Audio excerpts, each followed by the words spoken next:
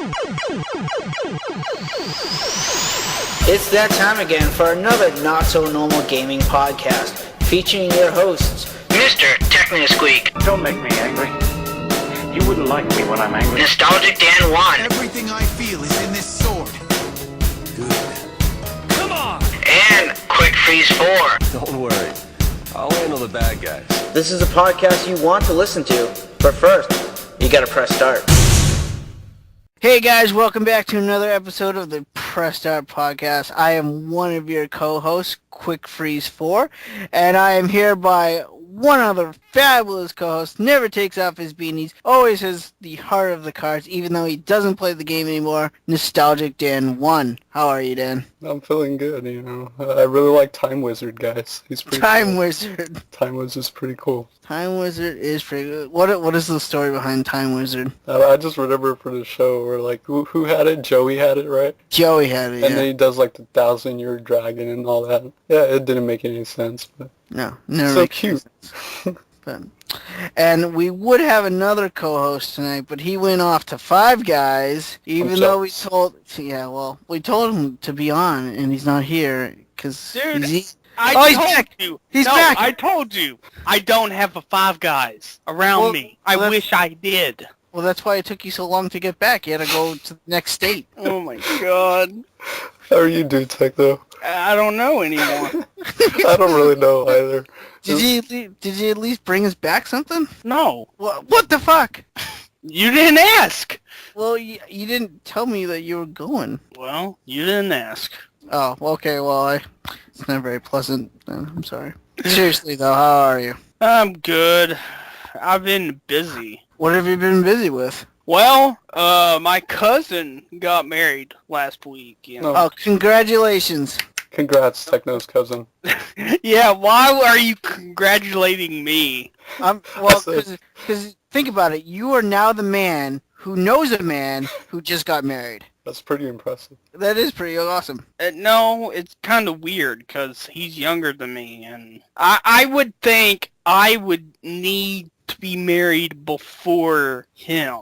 It's kind of weird to me. Techno, just hurry up and get married. Yeah, just get married. What the fuck? I can't do Find that! some random girl in the street and be like, marry me. Hey, you know what? This is what you do. You just go up to this random girl, super, super hot, but not too hot. You know, you want that normal hot. Okay. Oh my god. Okay. Dude, And you know how we play as I'm the love advice giver? Yeah. And now you guys are... Well, yeah, you know, you can't give yourself advice. That's just stupid. So, okay, so anyway, okay. So you go to the super hot girl, but like I said, not too hot. You want that normal hot. Okay. Normal hot. Yeah, normal hot. And What don't the hell is normal hot? Well, you're jumping ahead. Listen, you're jumping ahead, okay? Whatever you do, you don't tell her that she's normal hot, because she'll just be offended. I don't know why. She just will. Okay, so you go up to her, all right? And it's like, hey, what would you do if I told you I know the heart of the cards? And she would just look at you, disgusted at first. But then she'll realize how amazing that statement would be in compensation of everything else that you will bring to the date. But wait, hold on. Man, geez. You didn't even, I didn't even say, hey, you want to go on a date. No, you never say that. You just go up to her and you say, hey, I know the heart of the cards. And you're in. I'm confused. Well, okay. Well, if you need some help, you can mention Time Wizard, I guess. That's fine. Yeah, you can rewind time for you and you can try it again, you know. I really wouldn't recommend God. Time Wizard, but if you really needed to, you could. Man, the higher the numbers just go for this podcast, it just really goes downhill fast. What are you talking about? This is great advice. We are getting just worse and worse. We are the worst fucking podcast on the planet. That should be our tagline. Worst fucking podcast on the planet. I beg to differ. Oh my god. Guys, we're almost at the level cap. We're almost at max level. We are level 99 right now. Yeah, We've been grinding for so long, we're just getting so OP. We're still fighting slimes. Yeah, we grinded on slimes for like just Yes. thousands of hours. That's it. I think we're ready to move on to like red slimes. We're still using beginner's equipment and all that. Basic equipment. At level 99? Well, that's how cool we are. We don't need to buy that expensive shit. Yeah, screw that. Oh man, but guys, we're almost at episode 100. I know, it's crazy. Jesus. It's nuts. Who would have thought 2 weeks from now we're going to have... What are we... We're doing a live episode next episode, right? For Which 100. would be August 8th on a Friday. Dude. That is the same day as Ninja Turtles. Woo, Ninja Turtles. Wow. And no one's going to see the fucking movie. Because they're all going to be listening to our podcast. Yeah, every single there one. you go. I'm sorry, Okay. Michael Bay. Well, guys, I'm going to tell you guys right now, I'm not going to be on next episode. I'm going to be watching the Ninja Turtles movie. Yeah. I want to see it. You guys forgive me if I not show up next episode. No. Oh, You have to be Alright. Yep. You're a jerk. handcuff him to the chair. Don't let him leave his cubicle. Cubicle. Is that where you think I am? Is a cubicle? Yeah, always. Okay. All right. Well, what do we plan to do for our 100th episode for this fine going downhill podcast? Well, for one thing, it's gonna be live on Twitch.tv. Press. Yay! It's /press and then _start and then _podcast. I know it was a clusterfuck, but that's all that was available. I wanted like it combined, but that was taken or something. I don't know. But yeah, be there. I'd say at our normal time, which is like 6 o'clock Pacific Standard Time right now, 7 Mountain, 8 Central, and 9 Eastern. Yay! And as always, get there an hour before because I will be jamming out with some musical tunes for your ear noggins to be enjoying while You you. never What plays the any hell's Mega the Man. ear noggin? It's connected to your noggin. I don't know. I really don't know anymore. You know what's funny? Like I listen to this podcast from Kevin Smith. He always calls it the ear pussy. We can call it that if you want. And I don't want to call it that. I just figured I'd just bring it What up for some random thing. Modcast or whatever? Yeah, but yep, we're also going to take listeners, right? We're going to have them call in, aren't we? Yeah, and they can just join in and If they Talk. want to. they don't have to ask questions. They can Why just chat why with would they not want to? Because this They this could ask- podcast is going downhill. What? You know what? Yeah, we're going to start counting in reverse. We're not even going to get to 100. We're just going to, like, 99, and then next week's episode is episode 98. We So just start back. that logic is our very first episode was our best. Yeah, obviously. Have you listened to the very first episode? Dear God, no. No, because that is not a good idea. Yeah, I agree. Yeah, don't go past, like, don't go as far back as, like, anything before 98. It's all garbage. Yeah.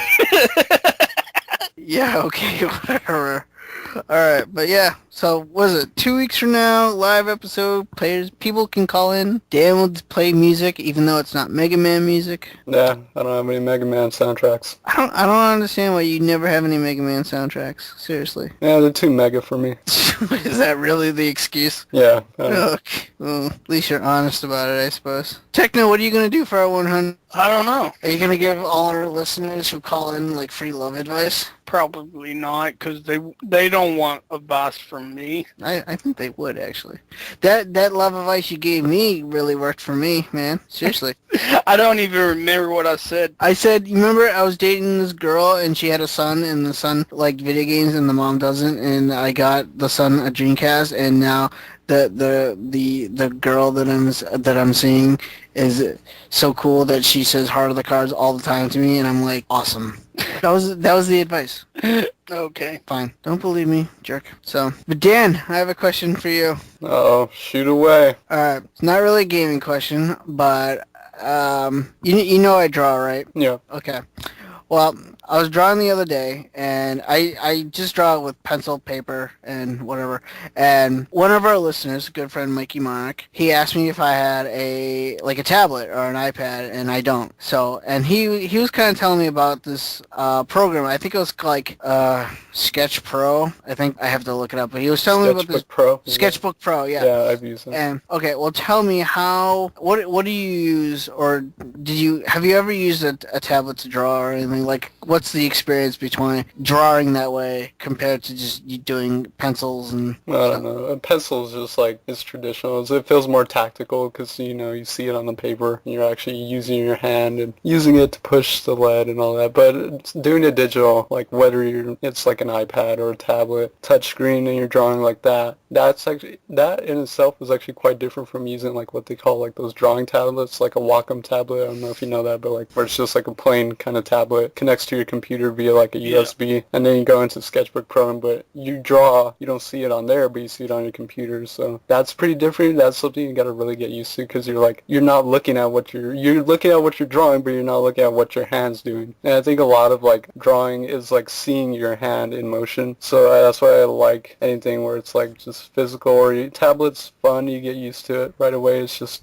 an acquired taste, and because it looks, usually when you draw like that, it's going to look very sharp and clean, and you don't get all the kind of niceness that you can get with using like different pencils and all that. Just there's a certain quality to something that's hand drawn, and then there's a certain quality to something that's digitally drawn. You know, digital drawings are usually going to look a lot more, I mean, it depends how you use it, but they're going to look a lot more sharp and clean. I don't know if you like that aesthetic or just the hand drawn aesthetic. It's an acquired taste. It definitely takes a while to get used to, whether you're using like an iPad or Android tablet or even a Wacom tablet. It's just an acquired taste. It's going to take a while to just get used to working in that manner. But I mean, it opens up a lot of possibilities if you do a digital. There's so much, you can change like different strokes and use different brushes, and then color, add color, and a lot of techniques is like building up color just by like splashing it and drawing huge and then just adding layers to it. You can add layers. I mean, it's really a personal preference, I think. Okay. Because I'm sorry. I was just gonna say, yeah, like me, I do both. Like I do a little bit of everything. I love drawing hand drawn, but then I love drawing digital too. What do you use that Sketchbook Pro? I used to use that. I tried it out, but actually, what I do is really painstakingly painful. But I love it because it's so precise. I use Adobe Illustrator, which is a different program. It's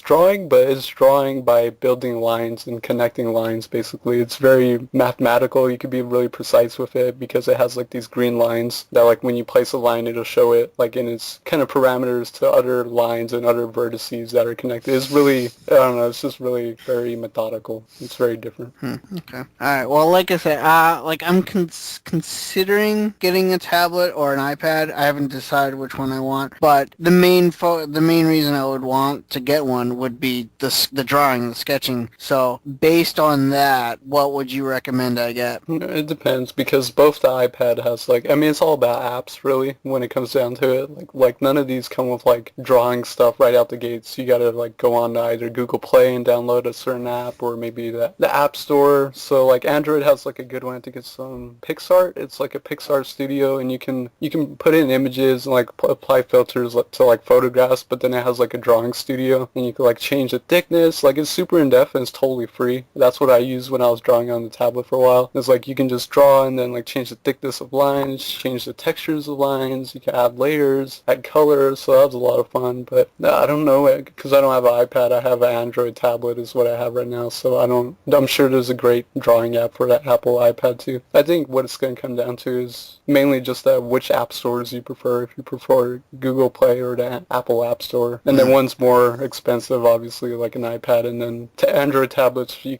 usually can get them significantly cheaper. Like how much? I got mine's for like 150 and works good. Oh, really? Okay.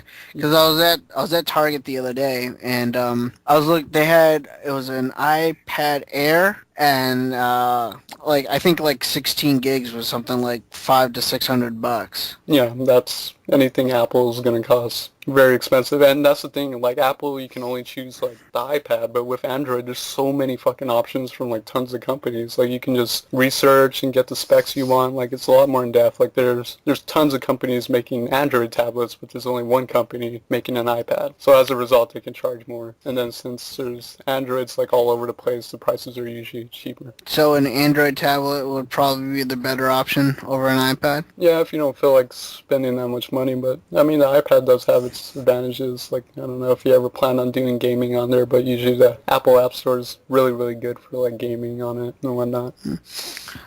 Gaming would be nice, but it's not really like a need. Yeah, it's not really like, yeah, gaming would probably be like the last thing I'd probably want on it. Like obviously the first thing would be the drawing app, and then if I could put like maybe like music on there so I could listen to something while I draw, then that would be a plus. And then if I wanted to throw like maybe a movie on there or something, I guess guess that would be another plus. But I guess the main thing would probably be the drawing and maybe like listening to music at the same time. Yeah, both of those. So- Like, that's the thing too, is like, if you have an iPad, you could probably just, it'd be easier to copy your music from iTunes if you use iTunes. But then, I mean, it's pretty easy to just add to Android. Like, mine says like, I think it's a micro, whatever the smallest USB connection is. I think it's mini, but it's got a mini USB connector, and it connects to like an actual USB connector. I can hook it up to my computer and just dump files on it. Like, I can dump music on it. It's got like a music, built-in like music thing, and you can play music, and it runs while you do other apps, or you can dump movies on there, pictures, whatever. So Okay. Well, just listening to you, it kind of sounds like the Android would probably be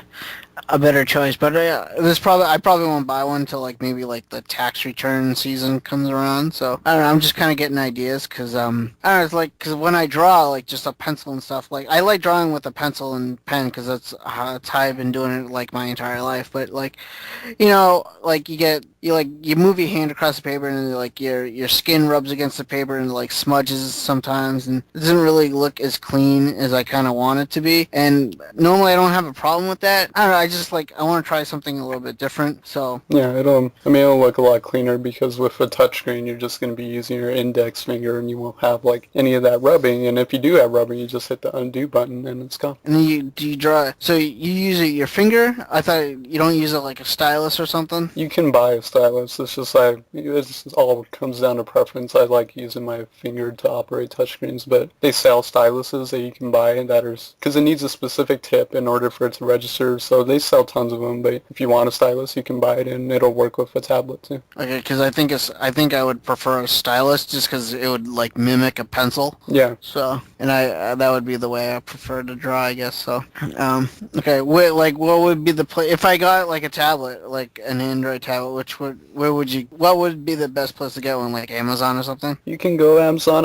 For me, whenever I make like a bigger purchase, whether it's buying a TV, computer, tablet, whatever, I always have to go in person. Like, I just can't do it online. Like, when I shopped for a computer, I went to Best Buy and looked at all the computers and talked to people. But then, like, with a tablet, I went to, I don't know if they have them where you guys are, but it's called Fry's Electronics. It's basically a spin-off of Fry's, but it's all electronic stuff. So you go in there, it's a huge-ass place, and they sell, like, everything. Computers, TVs, parts to build computers, video games, it's like everything. So I went there and shopped around at the tablets they had, and that's cool because you can go, like, to the store and, like, actually mess around with all these tablets, right? You can, see, like, oh, I like this touchscreen, I like the size of this, I like that it has this feature, so you can, like, look at all of them and get, like, an actual feel and response, whereas if you shop on, like, Amazon, you're just kind of going based off a couple pictures and, like, the specifications. So I say, if anything, just start going in person and, like, Best Buy or whatever and just looking around. And it's better to have that hands-on kind of experience. Alright, yeah, cool. 'Cause, yeah, I have a Best Buy near my house, so let's go. Alright, cool. I will definitely keep what you said in mind, because I'm interested, I really am, but I don't have the funds to do it yet, so. Yeah. Cool, thank you very much. Techno, shut up. I know. Jesus. Hey, I contributed to this podcast, I asked a question, so it's your turn now, Techno. My turn? Yeah, Ask a question. do something sexy. Okay. So Cliva, you haven't been making many videos lately. What's what going the hell? on? Come on. Really? You're my favorite Really? YouTuber. YouTube all the things, please. Really? That's where you're gonna go? You're gonna put me on the spot? Well, Yeah, way to put call out his you YouTube. on Scott. Well, I haven't seen a video from you either lately. That is true as well. Well, guess what? Guess what? Come on, Guess guys. what? You guys are slacking in the YouTube No, department. listen. I'm doing a video right after this podcast. Bullshit. And it's about the podcast. Is it about the No, it's not about the podcast. Damn It's it. about Dead Man Wonderland. I haven't watched that anime. Dude, I've actually been interested in that. Yeah, well, I ain't telling you shit. Making a video about it. You gotta Well, watch what the fuck, man? You can't even give us a sneak peek? No, because the sneak peek would, I can't do a sneak peek, damn it. I'll just come out and just say it all. it. Jeez, defensive YouTubers, am I right?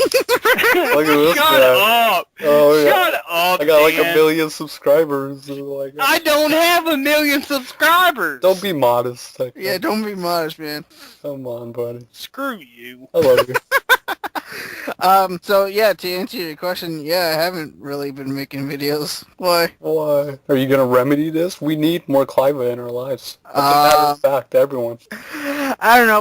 Well, here's the thing. Really, I do like making videos, but like lately, I kind of been like not really in the mood to make videos, and you know how it is. Like when you like force yourself to like make a video, like sometimes it works out, like you'll get in the groove, really, but like sometimes it just you get like the attitude, like, you just don't want to make videos, and I figured if I make a video, like if I force myself, it will turn out, not as well as I want it to be. Just I wouldn't care. I wouldn't put that much, precious time. I would just like half-ass it, and that's something I don't want to do. That's what I do all the time. Well, That's why we're subscribed to you. We love I know that. We that's don't want what to see Techno with full ass, okay? If he's like full ass on, that is unfortunate. that's what gives your channel charm, Techno. That's what gives your channel charm. That should be your slogan, the best half-ass channel on The YouTube. best half. No, that would be funny though. Yeah, I just don't want to half-ass making a video, especially if like my heart is not in it. So, but I don't know. I've actually been like, I actually came up with this idea like a few days ago, and I don't know. Maybe if I run it by you guys, you tell me what you think of it. Okay, so I was kind of thinking about doing this like, kind of like a let's play thing, like just you play a game, whatever, and like a lot of people do that, but I kind of wanted to add like, like something new, like something that people just don't do, and I kind of came up with this idea of a series called Game Over, and basis of what this series is, just pick a game, any game, probably Nintendo, like original Nintendo, because that's kind of what I've been leaning towards lately. And basically the premise of the game is you just start the game, play it. I would talk over while I play, so like if something pissed me off, you would hear me scream and bitch and whatever. But basically once I die, I die. That's it, game over. So basically the whole premise is like, how far can I get in a video game that I choose before I die? And once I die, that's it. So, and I think I kind of like this idea because the time frame of the video can change. It could be like a 5-minute video, a half-hour video, 1-hour video. Like it doesn't matter because it all depends on how good I am at the game. So, like I thought about this idea like a couple days ago, and I don't know, like I might do it, but I don't know. Like, what do you guys think? Like, what would that be something that I would be interested in watching? Yeah, I would, because, I think it'd be interesting to see how long some of these go, and it'll be funny because if you see a short video, then it's like, oh, Cliva totally fucked up on this one. Great. Great. Yeah, and I'll totally watch that because I want to see, like, oh, Jesus, he died in, like, 1 minute on Super Mario Brothers. What the hell happened there? but then you can see it, like, be really long or something, and if it's really long, then I get excited, too, because it's like, damn, I want to see how good he did on this and, like, where he died, maybe, or did he beat the game? Possibly. There's a lot of interesting stuff there. It'd be interesting to see you just kind of play through these NES games. Yeah, because I really want to stick with the NES because one, it's like the first console I've ever had, and it kind of means something to me. And since I just like trimmed down my collection like 2 weeks ago, like I have nothing but in my collection but games I really, really, really enjoy. So I might do like maybe like in the future some Super Nintendo or some Sega Genesis, but I really kind of want to stay retro, mainly because some of these modern games, they have regenerating shields, they're not as easy to die in, or Play Demon Souls. Yeah, play no. the new Ninja Gaidens. No, those are tough. Dark Souls are pass on. Ninja Gaiden actually, was it Ninja Gaiden 2 I actually beat, and I love that game. I got pissed off. Oh, believe me, I got pissed off too, but I still... I threw my fucking controller. I didn't get that mad, but I did get pissed off, and I beat it though. It's difficult as fuck. But yeah, that's the idea I kind of am going towards with my channels. I want to do this Game Over series. I don't know when it's gonna start. It's just an idea that popped in my head a few days ago. So now you can stop yelling at me, Techno. Yeah, Techno. Yeah. Let him YouTube on his own time. Yeah, what the fuck? You should have heard him at the beginning of the episode. He was just like, Oh man. wow, it doesn't make fucking videos anymore. What the fuck? Yeah, I was talking about the number 6 and like some kinky stuff going on there. I know you guys do not want to know what goes on before the start of these episodes. It's horrific. Horrendous. I don't know. Some people do. I don't know, it's bad. It's like rated RRR. Well, triple You mean R. XX? No, well, I guess with the 6s, yeah, I don't know. But yeah, it's bad. Oh my god. It's cool stuff. Are you going to talk about more animes, Techno? Are you planning on talking about Yes. more animes? And just, favorite animes I'm watching currently, what I picked up, anime The only pickups? problem I have is you get a lot of those types of videos like taken down. Yeah, those are the ones that get copyrighted, and it's all about knowing how to do it. Why is that? Because if animes. you're wanting to show something, Footage. Like, if you you gotta want have to a show smart way to do it. footage, you Or have music, to like audio. not have any of the audio, and like I've tried to do like ones like with the the reason why the Toonami videos have not been like taken down is because they don't give a shit, because it's their audio. It's free They're publicity, not. they don't care. Yeah. You're basically much. advertising for them, so I'll take it. But yeah, I totally get you, because like anime, oh my god, like for one thing, if you do a full screen, they have ways to detect like that, and it's owned by someone else. Audio's a big thing, especially if you do like the intro music. Oh my god, intro or outro music will get you flagged instantly. So my thoughts to that, and the reason I think this is an interesting segment is because I actually want to start talking about anime on my channel, because I've really gotten into anime again. I'm starting to really love anime, and I've thought about like, well, I have a lot of series, okay, so I'm gonna run through these series really quick that I want to debut pretty soon. One of them's called Nostalgia Trip. Nostalgia Trip is going to be a video series talking about nostalgic memories for me, and talking about stories, and more so the stories related to certain games. Like I can talk about Super Mario RPG, but it's not necessarily about the game, it's about the story associated to that. Or I can talk about just random nostalgia things for me, like vintage Pokemon cards and all that, and it's just like vintage Pokemon figures, whatever. Then I have another series I want to do called Odds and Ends, and Odds and Ends is going to be interesting because it's going to be talking about really, really obscure games, and why these games are either interesting because of how obscure they are, or how weird they are, what their relevance is into like gaming culture in general, or if it has interesting history to it. So like I can talk about Class of Heroes 2 maybe on the PSP, and how that has an interesting story because it was a crowd-funded physical release of a PSP game, or something like Kaze No Regret or whatever on the Saturn, where it's a game for the blind. It's interesting stuff like that. I want to talk about some really, really obscure shit on that. And then Dan's Anime Corner, which I'm going to talk about animes. I plan on doing either first impressions, or probably both. I want to do like first impressions where I start up maybe like 3 animes that are kind of newer, like an example for right now would be like... That you've never seen before? Yeah, I watched like 1 or 2 episodes and I give first impressions on it. So like right now it would be like, I don't know. Yeah. There's a guy I watch named Bob Samurai. If you want to learn anything about anime, go check out his channel. He talks all about anime, and he also does some like video game reviews. Not much, but he does like video games and stuff. But yeah, so that's what I thought about, like first impressions videos. So like I watch just a handful, watch a couple episodes and get my thoughts on them. And what I'm watching currently, I really want to do that because I watch a lot of stuff, and I usually watch like maybe 2 or 3 animes, but then I commit to them and I try and finish them to the end. So I'll talk about what I'm watching currently, maybe animes I'm looking forward to, because I don't know, now that I have more free time, maybe it's because when I was in college, like I really didn't have any free time, and like the free time I had, I wanted to play video games, but now I have a little bit more free time to play video games and play through video games and still, relax at night and watch some animes, and that's what I usually do. So I want to start talking about that because I love animes. I've been watching a lot of stuff, Crunchyroll, Funimation, and anything on Netflix, but I want to start talking about that. But I know, because I've been at this thing where it's like I want to show some footage. Like, I obviously don't want to show stuff that's spoilers or whatever, but it's just like, maybe it's the intro video or like the outro video or like some funny scene that, you know, doesn't really spoil anything. But my way of doing it is, I have an intentional way of doing stuff with video games or anything with videos. If you watch my newer videos, there's a reason I have like the video footage kind of shrunken down in the corner.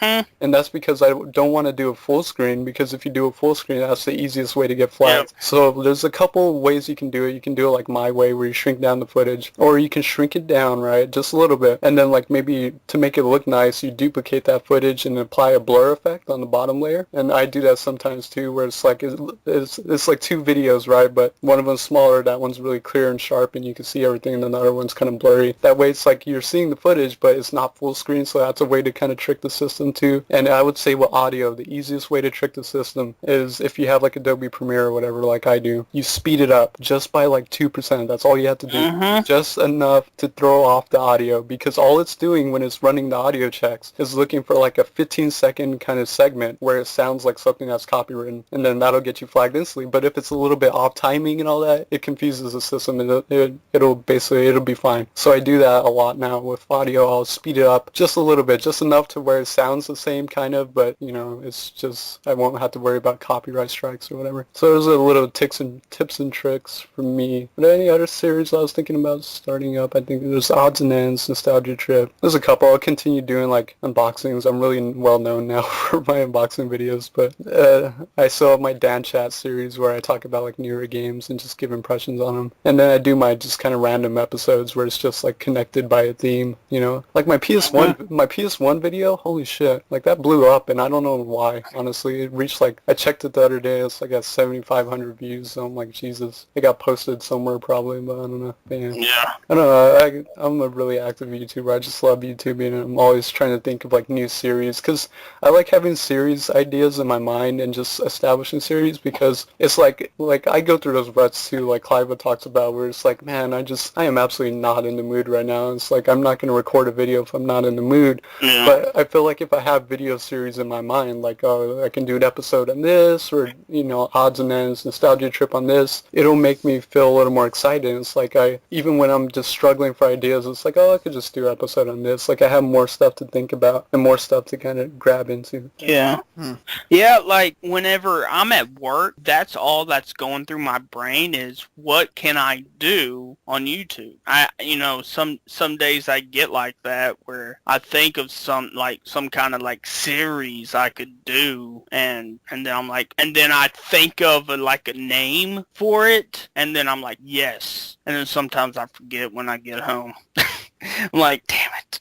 But yeah. Yeah, I think it's just like right now, like, well, for me, I just been in a rut. Like, I just haven't been in a mood. But I did have that one series, like Quick Freeze Versus series, and I still like that series, but it's just, I haven't been in the mood to make one of those in like the longest time. But I still did doing them. So, but I think this Game Over series will be a lot more fun, because when I did Quick Freeze Versus, I had a goal. Well, I have a goal for the Game Over, but like my goal was to review the game for Quick Freeze Versus. But for Game Over, my goal is basically just to get to the end as far as I could without dying. So, and I think that'll be a lot easier for me and a lot more fun. So I'm kind of excited about this idea. I really am. So, but speaking, you guys were talking about anime. Have you guys been kind of keeping up with or have you started or know of the Sailor Moon Crystal anime? I wanted to watch, that was going to be one of the, I wanted to do first impressions on that, and like Sword Art Online 2 and some other ones, but yeah. I have it in my queue, and I'm like, oh, I need to watch. Okay, well, I won't say anything about story-wise, but like, I watched like the very first episode, and oh my god, the fucking animation is like so beautiful. Yeah, it looks really good. People were kind of shitting on it. I was a little confused, because it's like, maybe it doesn't look exactly like how it did back then, and they kind of don't like the character design or something, but a lot of people are like, I think it looks better, honestly. Yeah, it looks really sharp, and from everything I've seen, it looks really beautiful. Yeah, I watched the first episode. I watched it in Japanese because I couldn't find an English dub. I don't think there even is one yet, but it was good. I liked it. I've only seen one episode, but I recommend it. And like, I love Sailor Moon. Like, I watched the original back in the day, like when it aired like 20 years ago, and I have all those on DVD, and it's just... Hey, you know they're making Blu-rays of the original dub. Are they? Yep. Okay, well, I have them all all on DVD, so I don't know if I'll be interested in the Blu-rays. Actually, you know what? I might. It might be a good shelf saver. Are they releasing them like by seasons? I don't know. They've just talked about it and they like announced it, but I don't think they're not out yet. So. I would think if they put them on Blu-ray, they would have to do it by seasons. It would make sense because you could put so much information on a Blu-ray. Yeah. So, yeah, I might be interested in that because I have them on DVD and they're like 3 episodes on a DVD and I got like the entire first 2 seasons and like that's like what 20, 30 DVDs. But if they release them on seasons but on Blu-ray, that'll be a good shelf saver. Like, it'd probably break my DVD collection down. I don't know. I might be interested in that. But if they put Crystal on Blu-ray, I'll definitely buy Crystal on Blu-ray because the animation just looks amazing. I think they are. So, but the other thing that I don't know if you guys know, but they put this on Blu-ray recently. Did you guys ever watch or know of the Yu-Gi-Oh! Bonds Beyond Time movie? No. Is that the one with the with Yugi and the 2 other main character? I've never seen it, but I was thinking about buying it on Blu-ray because it's really cheap on Amazon. Yeah. This is the movie with Yugi, Jaden, who's from the GX series, and I think the third guy is called Yusuke from the 5D series. And this movie hit theaters 2 years ago. It was in theaters, and it was all in 3D. Like you had to wear the 3D glasses and everything. And they never put it out on DVD or Blu-ray. But recently, I think it was like maybe a week or a week and a half ago, Amazon just got it on Blu-ray, and awesome. The movie's not long. I think it's like 60 or 70 minutes long. It's not a long movie, but it's good. I really, really enjoyed it. I recommend if you like Yu-Gi-Oh! At all, even if you're a fan of one of the 3 series that the characters are from, I recommend pick it up. It's good, and like Techno said, it's cheap on Amazon. So, but yeah, there you go. Good stuff. So guys, want to get into some news maybe? A little gaming news? Yeah. If we have to. You know how we all feel about them news. Well, since you're so excited, Cliva, why don't you start us off? Well, no, I'm not really that excited. I don't know. It's kind of going for that depressing, I don't really want to do this attitude. Was that not working, though? No, not at all. Okay, well, fine, I'll go first then. Alright, you guys remember that game, Friday the 13th on the original NES? Yes. I have it, Okay. yes. Do you? Yeah. You like that game? No, because I have no idea what the hell to do in that game. Well, you are in luck, my friend, because a fan of that game has made a strategy guide 25 years later after the game's released. So it's very kind of unfamiliar to do this. I don't think I've ever heard of a game have a strategy guide made 25 years later, but the game was labeled as one of the worst games of all time, and it was just horrible. Like, I can't even stand it. I'm a huge Friday the 13th fan, and I simply can't play it. But a fan, I think his name is, let me look at this article really quick. It says Triple Zero Films has gone and made a comprehensive guide for the Friday the 13th game.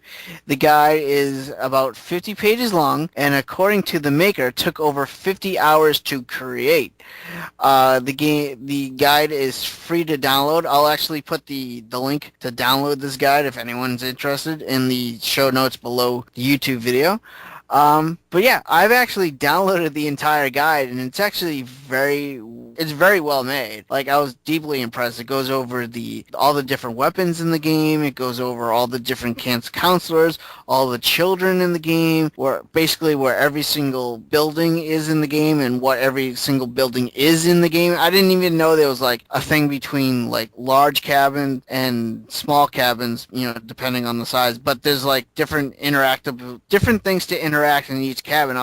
I basically read, not through all of it, but probably about 20 95% of this guide just kind of blown back because what this guy did making this thing, he put in a lot of detail and it shows. So if you guys are a fan, probably not. There's probably not a lot of fans of this game, but if you're a fan of the game and you want a strategy guide for this game, there's one out there. It's cool. You can download it now as a PDF form. Like I said, I'll put the link in the show notes below.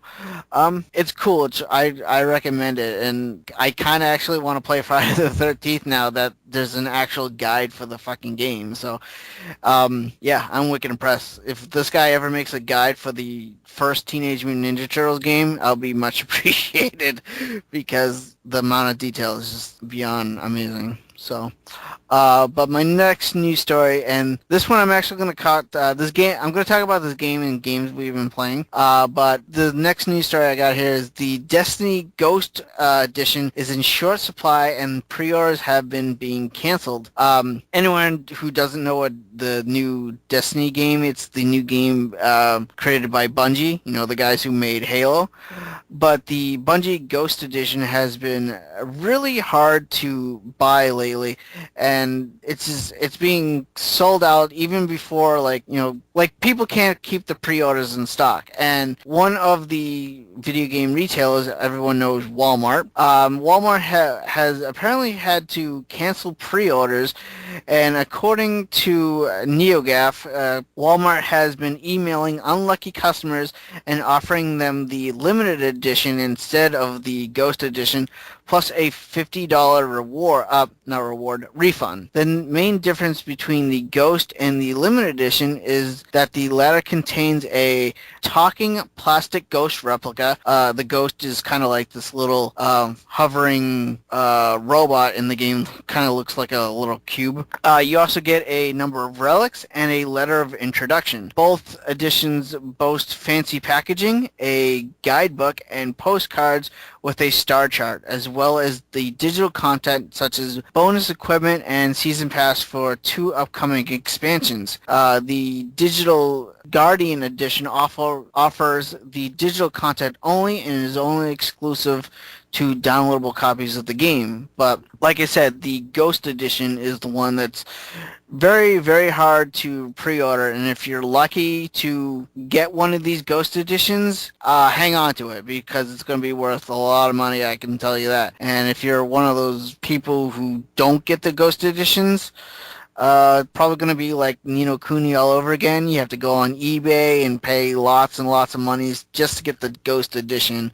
And I don't know, looking at the Ghost Editions for Destiny, this thing looks fucking sick. Like, I'm jealous just looking at the thing. I would really love that Ghost, the talking plastic Ghost replica. Fucking looks awesome, though. But yeah, Walmart has been canceling pre-orders for this Ghost Edition, so it sucks, but I don't know. I don't know what you can do about it, so I don't know. What do you guys think about this game?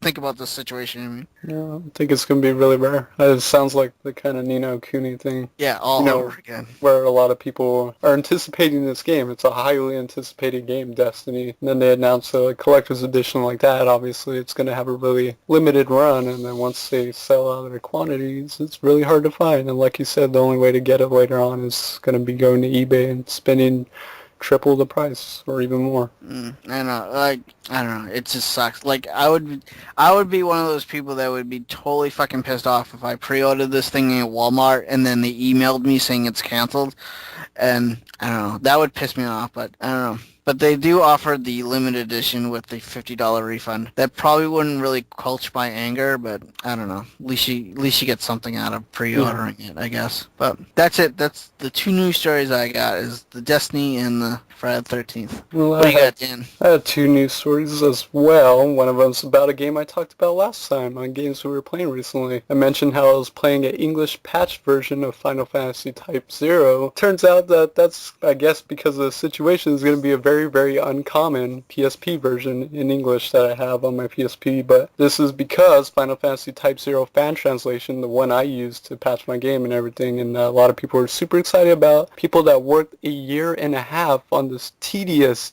translation to the T. Absolutely everything in English. It was wonderful. It's pulled down after threats and false accusations from an unnamed company. Gee, I wonder who that is. It's Square Enix, we know. But But, you know, like, this happens, right? This happens. Like, there's, back in history with video game culture and all that, when there's a game some people really want and they really want to play, it's inevitable that, and it's not confirmed to be coming out. Mind you, this game is about 3 years old now, maybe even more. I think it's 3 years old when it came out on the PSP in Japan. And Square Enix really never had any plans for a long time, so they waited. Basically, these fans worked on a translation to give Square Enix fans what Square Enix couldn't do, or at least until very, very recently, which I think because of how popular this translation got, I think Square Enix started to finally see like, hey, I think people want Final Fantasy Type 0, so we'll give it to them on the Xbox One and PS4, which is very odd. It should be on the PS Vita and at least on the 360 and PS3 because it's a PSP remake. It's not something that's super intensive, but I think that kind of showed them that a lot of people cared about this, but because they are releasing their own official version, whenever a company does this, they'll usually give what they call a cease and desist order to a certain company or a group of people like this who are working on a translation because their statement is always going to be that it's protecting their IP, as they call it. They want to protect their IP. So Square Enix wants to protect Final Fantasy, even though they're punishing probably their biggest fans out there who spent a year and a half on this to give their fans what they couldn't do, finally a capable means to actually play this game, and they punish them. And what really pisses me off is like, it wouldn't be as bad, like it's pretty bad, but it wouldn't be as bad as they just left it at that, right? Where it's just like, okay, just take down the stuff, and that's that. They're apparently taking this guy to court, the main guy who brought this translation and kind of formed this operation, I think it's Doom Train, this whole squad of translators. They're going to be taking him to court and suing him and all that. Like, that's stupid. Like, it's your, What are your biggest fans? Like, what the fuck are you doing? This fan gave your fans what you were too lazy to do, basically. And this whole situation just infuriates me because they should have just left it at like, just take it down and we're good. Well, you know, call it a day. But typical Square Enix being I'm really, I don't know, like I'm really quickly losing respect for Square Enix. I'm not a big fan of like a lot of their series. Like I'm not the biggest fan of Final Fantasy. I play them, but then I buy them when they're like $20, which is inevitable. And then they don't treat any of their other series with respect. I mean, we don't need to talk about Dragon Quest. I mean, they don't give a shit about that. They really don't give a shit about bringing out Dragon Quest X. I'll just totally be honest there. Other series, like a great series which they started on their kind of golden era with the PS1. Great series like Valkyrie Profile, Vagrant Story, Threads of Fate. All these wonderful games that they created that they never care about making a sequel to because they're so focused on making Final Fantasy 16. Like, it's just more and more, and it's just like they do something like this. It's just, they're as a company, they make stupid fucking decisions. Like, I would put them up there with Capcom, in my opinion. They just make stupid decisions. I saw recently, too, another really popular guy left Square Enix. You see a lot of that, where a lot of people who worked on the original Final Fantasies left, and they're losing people, and it's just like, their head of command is just fucked up. There's something going on there, but to punish your fan is just such a dirty thing, in my opinion. Like, you can ruin this man's life. Like, they can basically ruin this man's life. He could be paying debt for years, for the rest of his life, just for giving the people what they wanted, just for giving their fans what they wanted. And it's a wonderful game. Like, I can see it too, where they're like, well, what if people play this, English version, and they don't want to buy like the HD version, like they're losing out on sales. If anything, this will make them more happy to get that HD version because they could play it in English, but it's still, Japanese voice acting and all that. They'll want to play it and enjoy it, and if they enjoy it, usually people who enjoy these kind of games, they'll be the first ones to go out and buy a remake. So like an example is like HD remakes. So if you love Jak and Daxter, they announce a remake of it, you're going to buy Jak and Daxter remake. So it's just the same thing. If people play Type It's just 0, like torrents. Yeah, like I don't it's so weird, but if people play Type 0 like I'm doing, and like you confirmed that it was going to come out on the Vita too, I would buy it on the Vita too, because I'm really loving Type 0, and it's a wonderful game. And not only that, you would get to experience, the English voice acting, which is not in this version, so it'll still be a very new experience, because you never heard it with like English voice acting and all that. Like, it's just such a dirty thing, Square Enix, you guys are idiots sometimes. I mean, companies have done it though, like there's been, I think recently, even Atlas did it when they were bringing out SMT Soul Hackers Hackers, because that game was like 15 years old. I mean, that goes back to the Sega Saturn and PS1, and like fans were working for a long time on like, hey, we want to play this game in English. We'll do an English translation. And then all of a sudden, Atlas is like, hey guys, Soul Hackers on the 3DS, it's coming out in America. And then they gave them a cease and desist order to that people, but they left it at that. They're like, just pull down your stuff and we're good. And knowing Atlas, they probably sent them like a free copy of Soul Hackers later on because they don't care. Because guess what, too? It's free publicity. Like, it's advertisement for your game. You're going to get people excited about this, and just hearing it, they're going to get excited, and they're probably going to want to play the game again. So, good old Square Enix, man. They need a new head of command or something. They're just kind of No, I agree.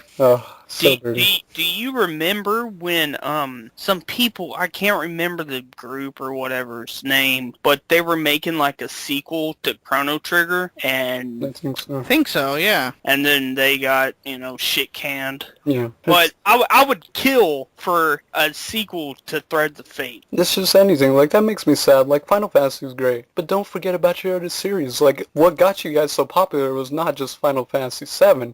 It was all those wonderful PS1 RPGs you guys were cranking out, like Chrono Cross and, Threads of Fate, Vagrant Story, Valkyrie Profile, Star Ocean. Like, you guys had tons of IPs, and now if you look at it, just a lot of those are kind of dead. They leave them dead. That's amazing. Yeah, if you ask me what games that Square Enix makes, the only thing I could tell you is Final Fantasy and Kingdom Hearts. I totally forgot about those other series that you're mentioning right off, like Star Ocean. I didn't know that was Square Enix. I fucking love that. Like, I bring up Star Ocean because I fucking love Star Ocean. It's so great. It's like Tales of, but with sci-fi space, and it's got the same battle system. It's just so badass, and we're probably never going to get another one because they really don't. I think they did a mobile thing, and like that's another thing. Like, I don't want to get into that too, where Square Enix is very heavy with mobile games. Japan. Yeah, them too, but it's like, even then, I think they made a new Star Ocean game, and they're like, hey, here's a new Star Ocean game. It's a mobile game. It's like, okay, but I would really like one on the console. That'd be wonderful. Didn't they? They What's did that so many games. Like, what about Radiata Stories or the Saga series? Let's not forget about the Saga series. Romancing Saga, like, Jesus Christ. I'm so sad. Did they do Breath of Fire? That's Capcom. Okay, sorry, never mind. Yeah, which Capcom? Come on, bring that shit Yep, back. Not just a Capcom mobile put game. that on mobile as well. Yeah. That's what I was thinking. Yeah, I thought Breath of Fire would have been Square Enix too, but yeah, ask me what Square Enix does. They do Kingdom Hearts, Final Fantasy, and Dragon Quest. That's it. That's all I can tell you. And honestly, there's probably a lot of people who think the same thing. They probably forget about all those wonderful games they did on the PS1, PS2. I mean, they had licensing deals with a lot of other companies like Tri-Ace and all that. But especially with the PS1, because I think about it, because that's where a lot of those RPGs started. And some of them got sequels, and then some of them weren't so lucky, like Threads of Fate and Vagrant Story. Or even what about Xenogears on the PS1? Jesus Christ. Well, that's Squaresoft. I think it was Squaresoft at the time. But still, I'm kind of one of those guys too. I kind of wish they were a separate company still. I really wish Squaresoft was separate from Enix, because Enix is like, Dragon Quest and Illusion of Gaia and stuff like that, and all these other wonderful games. But wasn't Enix like dying, and that's Yeah, why? they needed help, basically. Yeah. Oh well, Square Enix is doing a stupid thing. What's new? But I just leave this guy alone. He's like probably one of your biggest fans. Just let him be, let him live his life. But now you're taking him to court. But on another story, this isn't necessarily a good story too, because it's kind of sad. But it's really heartwarming. It's a touching story. It hits the feels, for sure. But the title of the article is "Son Finds His Father's Ghost Waiting in a Vintage Rally Game." So I'm gonna just kind of read the story. But they kind of talk about this YouTube channel recently was doing a video talking about how video games could provide a spiritual experience, how it's something a little bit more beyond the game. It connects to something. It's very spiritual for people. I think they've made mentions to like World of Warcraft and how there's kind of like some weird religions in there that started. It's just a weird thing. But the main thing is, and this is the quotes from, I guess they had a comment, or this came from a comment. So this is a kid, I'm assuming he's grown up now, but it says, "Well, when I was 4, my dad bought a trusty Xbox, the first ruggedy, blocky one from 2001. We had tons and tons of fun playing all kinds of games together until he died, and when I was just 6, I couldn't touch that console for 10 years, because for good reason. I mean, it has so much memory attached to him. But once I did, I noticed something. We used to play a racing game called Rally Sports Challenge. actually pretty awesome for the time it came out. And once Yep. it started meddling around, I found a ghost, literally. You know, when a time race happens, the fastest lap gets recorded as a ghost driver. Yep, you guessed it. His ghost still rolls around the track today. And so I played and played and played until I was almost able to beat the ghost. Until one day I got ahead of it. I surpassed it, and I stopped right in front of the finish line just to ensure I wouldn't delete it. That's just a really powerful story. So basically what happened is, you know, anyone familiar with racing games,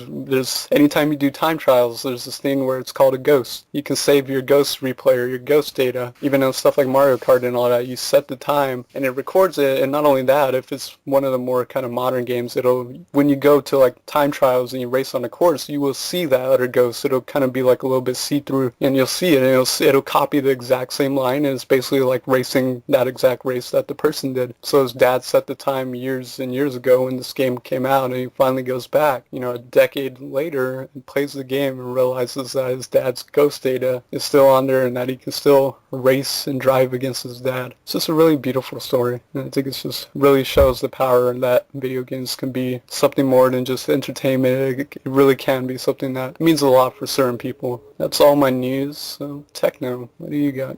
Well, I got 3 news stories. I found one that I wanted to talk about just for a little bit. But you've guys seen that Batman Play Arts Kai like little thing? Yeah. I have, yeah. Yeah. It looks badass. And, it does, yeah. It looks like it is designed by the Final Fantasy and Kingdom Hearts designer Tetsuya Nomura, and, well, it was actually a design for a video game for Batman, and it began before Kingdom Hearts, and that's where the Keyblade armor comes from, is that figure. So whenever you see, you know, armor from in Kingdom Hearts, it's from this figure. And it was kind of weird seeing that, seeing how they were working on I don't know if it was really a Batman game. Batman Fantasy. That's the turn-based RPG Batman game. The final Gotham. Oh my god.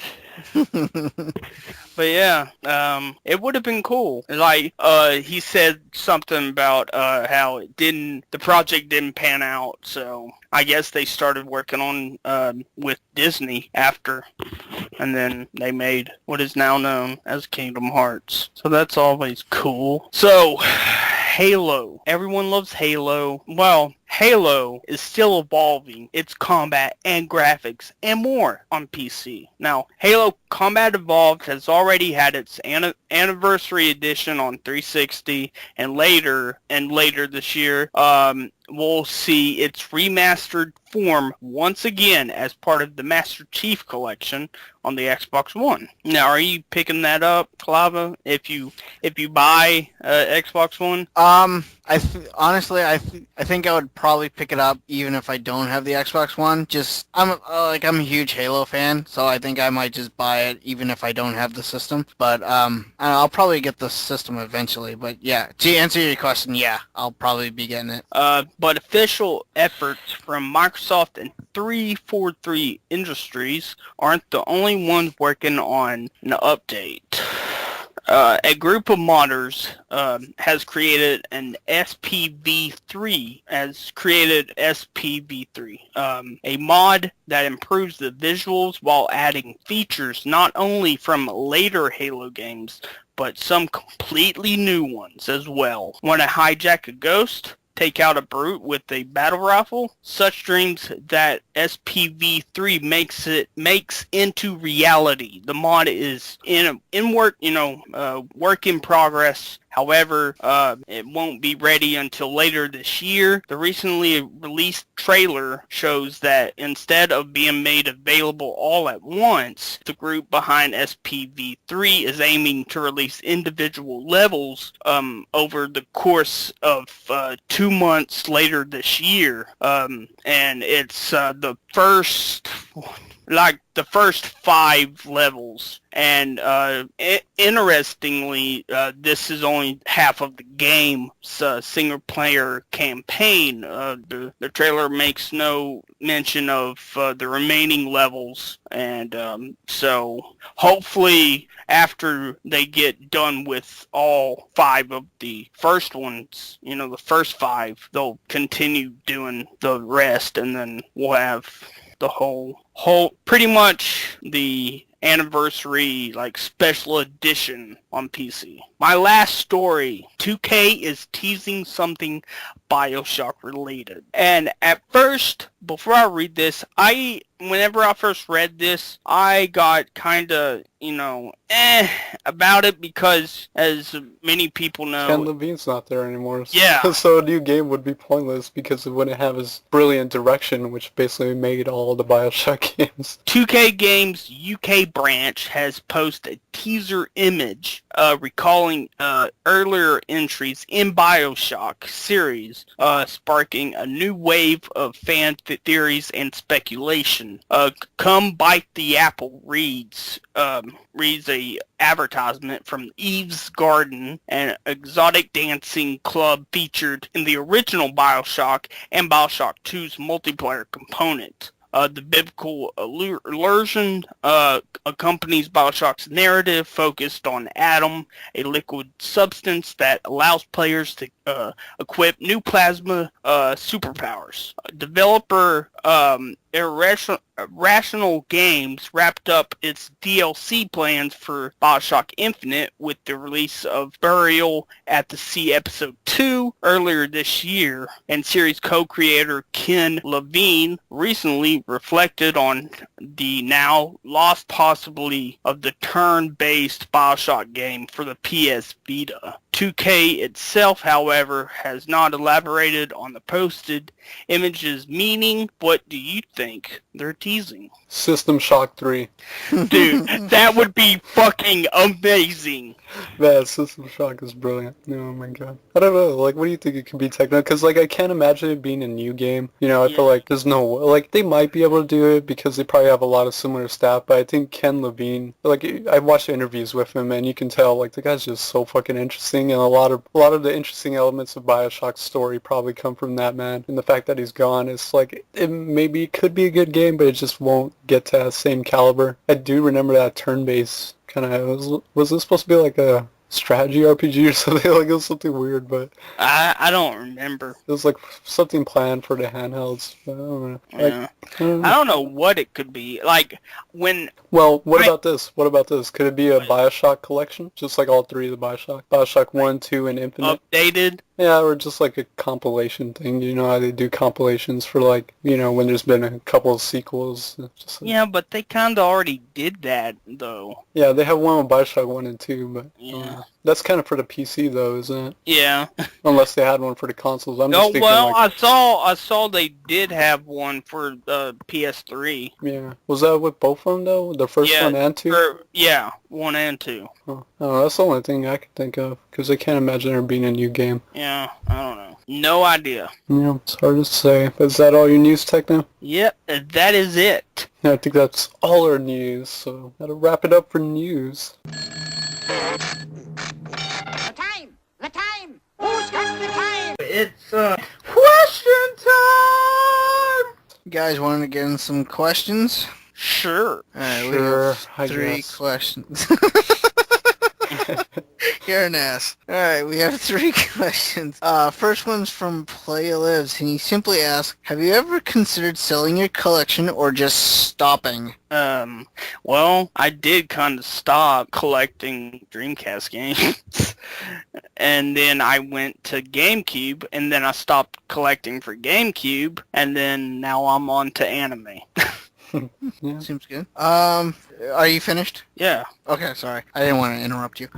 For me, you guys know, 2 weeks ago, I greatly trimmed down my collection a lot, getting rid of all the filler games. So I wouldn't really consider ever selling my collection, especially like my NES stuff, because like I said earlier in the episode, was my first system, very true to my heart. But for like a system, say like the GameCube, I would easily get rid of because I don't have that nostalgia factor to that system per se. But no, I wouldn't sell my collection, honestly. I really wouldn't, unless I had to. Like if Yeah. I had If you children. needed the money. Right, yeah. If I had children and I needed, or they need food on the table, stuff like that. Or if I lost my job, yeah. If I needed money to live, I would sell my collection, of course, because I need to live.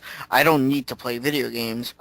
To answer his second question, would I just stop? Well, lately this kind of goes back to me not making videos per se. I'm slowly kind of getting out of gaming. Not fully, but I'm slowing down a lot. I've been reading a lot more comic books than playing video games. I just been enjoy reading comic books a lot more than playing video games.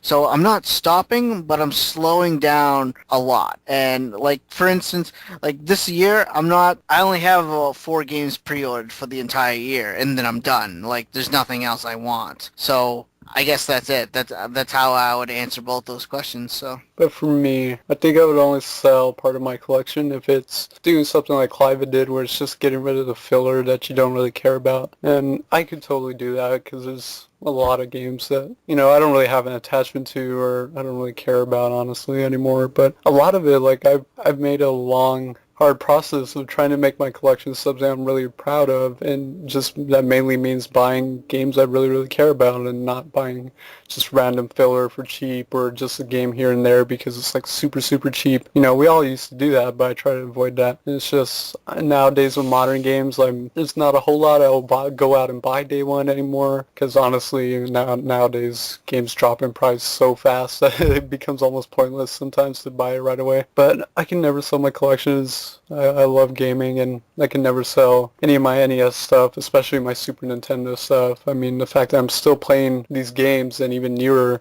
games I get for the Super Nintendo or NES on my childhood system that I grew up on, it still works perfectly. That's the kind of stuff I have really strong attachments to. Or even the PS1, there's a lot of wonderful games I remember, playing with friends, playing with my brother, and just so many different games. People don't care about the game, or if it's a bad game, it's like, I don't care, I have a memory associated to it. That's the kind of stuff I can never get rid of. But yeah, I made a hard process of just making sure my collection is top notch and I only buy what I want, that I can really take pride in what I do have and really enjoy a lot of what I do have. So yeah, I'll stop every now and then, because I think when you stop, it's just a matter of like you're starting to maybe gravitate towards another hobby that you have, which we all have different hobbies. Like we're all not just gamers. Like I'm an artist, I love drawing, and I know for a while when I graduated, you would think like my first instinct would be like, oh my god, I'm gonna play some games. But I was like, oh my god, I'm just gonna draw stuff now that I don't have to worry about getting critiqued and all that. But I just started drawing a lot of stuff, and I'd spend days just drawing all day, or I'd spend days just listening to music and stuff like that because I really love music. Or and I'm getting back into anime myself too, so I've been watching a lot of anime and maybe doing a lot less game playing. So it just fluctuates with the kind of hobbies you have. And I would say like I don't usually ever completely stop gaming. It's hard for me to go like a couple of weeks without gaming. I'll usually wind up playing something. But I would say I slow down sometimes for sure. Like there's definitely periods where I slow down. And another thing too, another factor is just your personal mood. Like that can really play a big factor on what you're in the mood for. Like I know when I'm feeling like kind of out of it and all that, like my first instinct is not to play games and all that. I'm just not in the mood for it. So I think that has a big factor. But yeah, I guess to sum it all up, I can never sell my collection because this is something I'm really proud of, and if I had to sell anything, it'd be for desperate measures or getting rid of filler that I really don't care about. And do I stop? No, not completely, but I will definitely go through my periods where I slow down with gaming for sure. Hey, before we get to the next question, I just found out. Now, don't jump out of your seat, Cliva. Well, buckle yourself in, buddy. I do not have a seatbelt. I don't know how you pronounce it because I don't know. But I think Cliva. no, It's Zoo Ranger, ZYU Ranger. Oh yeah, Zoo Ranger. Yeah, that's how you say Yeah, it. is coming to DVD in the U.S. by Shout Factory. The Japanese version. Mm-hmm. Cool. And you didn't yeah. jump out of your seat. Good man. I already have it on. Oh, honestly, I already have it on DVD. So There you go. no, that is kind of exciting though, because I do have it on DVD already, and it's in Japanese, but there's no subtitles. So it's basically you just watch it and you don't really understand what the hell they're saying. So that is actually kind of exciting though, because the Zoo Ranger is completely different from the Mighty Morphin Power Rangers series, and one good example. This might be spoilers, but the series is like at least 30 years old, so sorry. The Green Ranger, and the Green Ranger and Mighty Morphin Power Rangers, everyone knows that story, or at least I would think you do. But in the Zoo Ranger series, he's called the Dragon Ranger, and he's actually the brother of the Red Ranger in that series. And the reason there's one scene in like Mighty Morphin Power Rangers where the Green Ranger is seen wrapped up like a mummy. You don't know why. Oh yeah, because Go ahead. That's when before Tommy becomes Green Ranger, like he's wrapped up, he gets wrapped up, and then he becomes Green Ranger, I think. Yeah, you're right. But in the Zoo Ranger series, that is actually the Dragon Ranger unmorphed. Again, he's zombified, but he's in a hibernate sleep. I forget the real reason why, because again, I watched the show not having the subtitles, and I had to read it on Wikipedia. But he was in a deep sleep. I think because he was dead, and he was he was between the world of the living and the world of the dead. And later in Power Rangers, they introduced the whole thing with the green candle. Yeah. Okay, well, in the Zoo Ranger series, the green candle didn't take away his powers like in the Mighty Morphin Power Ranger series. The green candle was actually his life. So when the green candle went out, he died. Oh.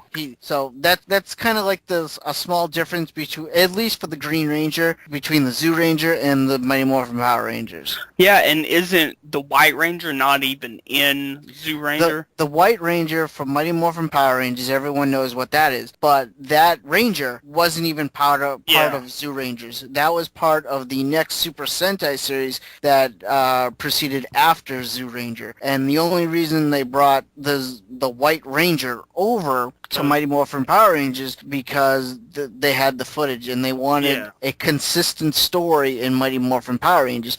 Yeah, it's actually funny because the White Ranger in Mighty Morphin Power Rangers in the Super Sentai Japanese version, he's a little kid. Mm-hmm. He's a child king in that series, and then when he morphed, he became the full adult. Kind of like what Justin did in the Power Rangers Turbo series.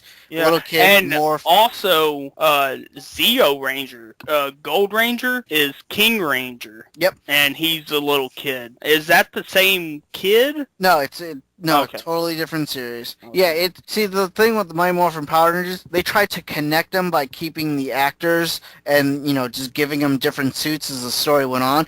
In Super Sentai, each series was its own. So, none of the characters carried over to the next series. They were all each their own. That shows you I know way too much about Power Rangers, so... But no, that is kind of interesting because I would probably be interested in that because, like I said, I have it, but I don't know what they're saying. And if you actually watch some of the Super Sentai series, they swear. They swear. They say fuck. They say God damn it. They say hell. Hell, half the monsters they battle come from hell itself, or they send them to hell. So yeah, it's actually an interesting watch to watch the Japanese Power Rangers. It's a good watch. So I might be interested in that. Is it like DVD and Blu-ray or? It just says DVD. I think since it's coming from Shout Factory, I don't really see much Blu-rays from Shout Factory. I don't either. So yeah, you might be DVD. So, but yeah, if it comes out on DVD, I recommend actually you picking that up, Techno, because you might actually enjoy it. So yeah, I'll probably get it. I do have a Blu-ray only thing, but since it's not anime, and since will probably never get it here in Blu-ray, then I'll probably just get it on DVD. It's a good watch, and it's an interesting watch, especially if you know what the Power Rangers series is. You know, if you're a fan of that, you'll definitely can tell the differences between the shows, because like another difference is in the Japanese version of Zoo Ranger, the Yellow Ranger is a guy. Yeah. That's the reason when they brought it over Mighty Morphin Power Rangers. Because you can see, because the Pink Ranger is the only one that has With like a a skirt. skirt. Yeah. Yeah, when they brought it to the United States, they wanted a team. They wanted to be like equal, you know, boy girl. Yeah. But yeah, the Yellow Ranger was a guy in Japan. That's why the Yellow Ranger did not get a skirt in Mighty Morphin Power Rangers. Interesting facts. I'm done talking about Power Rangers now.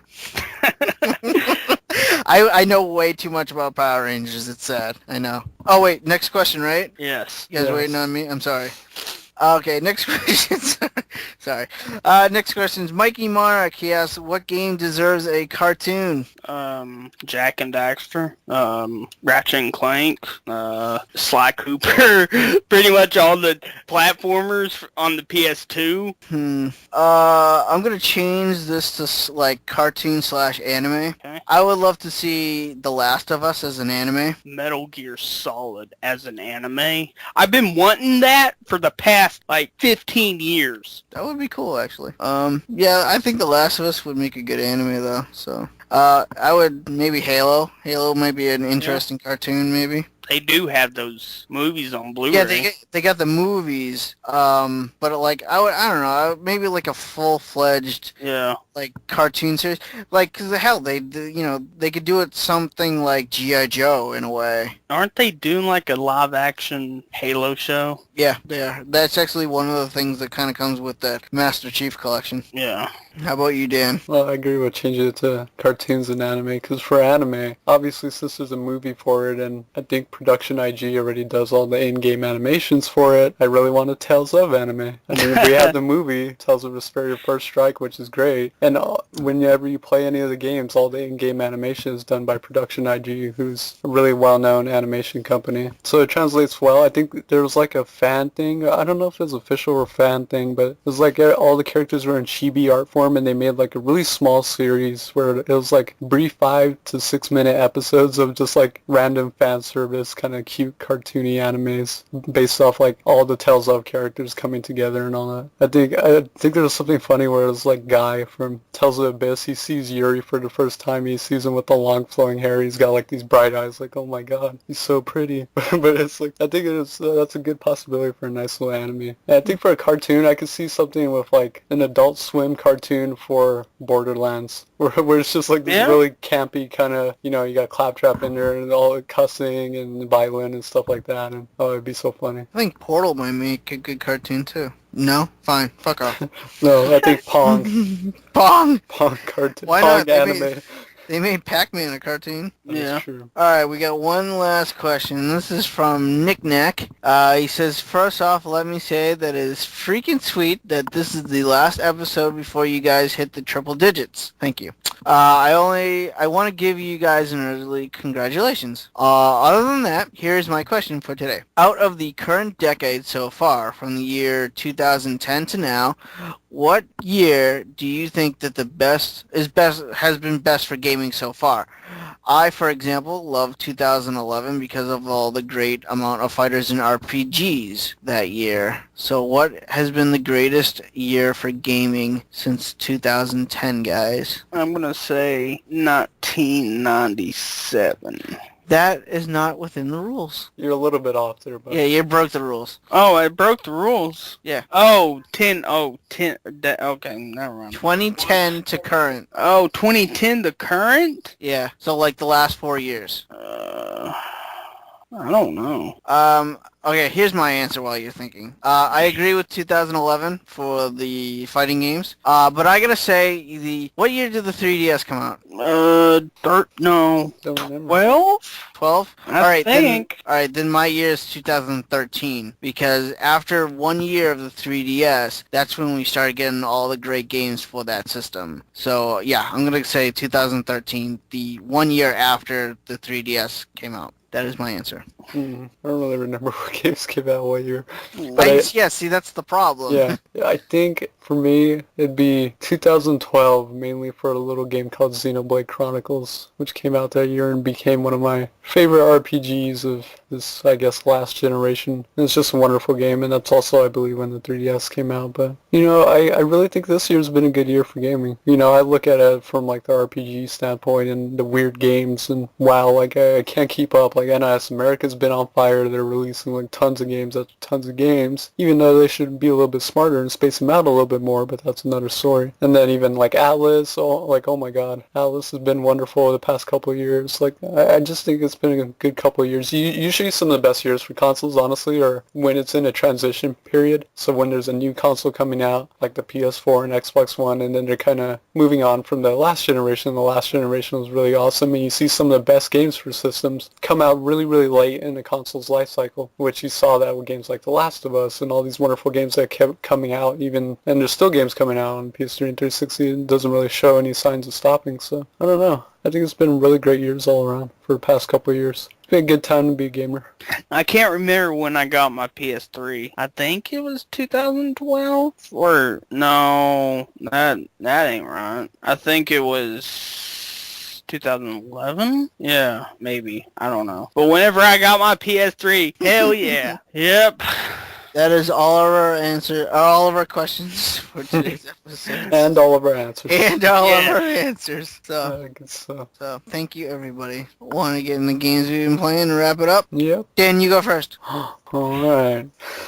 Yeah, so I've been playing a couple games, handful. I've mainly been trying to focus on 2 RPGs in particular, and that's, I mentioned it, Blue Dragon. I'm still playing through Blue Dragon on the 360. And I think I mentioned last time that it really wasn't, I don't know, like I was enjoying it, but it really wasn't gripping me yet. I was probably, I don't know, 8 hours in or so, a little bit more. And I'm actually starting to enjoy it a lot more. I think the story's starting to finally progress a little bit more. And what I really appreciate about this game is it's just one of those RPGs that's just really charming. It's got a lot of charm. The enemies have a lot of charm. There's cute character design and just witty character dialogue and stuff like that. It's just really, really cute, kind of all around, and it's a little charming kind of game. And it's getting significantly harder too, because I'm in this kind of area that has like multiple bosses that you gotta fight, and you gotta like shut down some engines and stuff like that. I don't want to spoil too much, but yeah, it's starting to pack a little bit more challenge. I really love the job class system and just leveling up your ranks for your job class systems and mixing and matching skills, kind of similar to like Bravely Default or any of the older Final Fantasy games. So I really appreciate it. It's a great turn-based RPG. I love that it's got just enough mechanics to keep it really interesting. And the story's starting to get a little bit more interesting. I'm just really enjoying it a lot more. I think I'm loving the new environments. I'm loving the different character designs. It's just a really charming game, so I'm enjoying it more. I would say, if anything, it's just a RPG that starts off really slow, because the first couple dozen hours or so, or the first like 8 hours are kind of a little bit slow, but once you get your kind of full party established, and the story starts to pick up and start to explore some more interesting places. And another game I started up on the PS3, because I built up a kind of PS3 backlog of like RPGs I need to play, because I bought them when they came out because I wanted to support the companies, but I didn't have the time for them. So I've been playing a new RPG. It came out like November last year or something, but it's called The Guided Fate Paradox. And this is a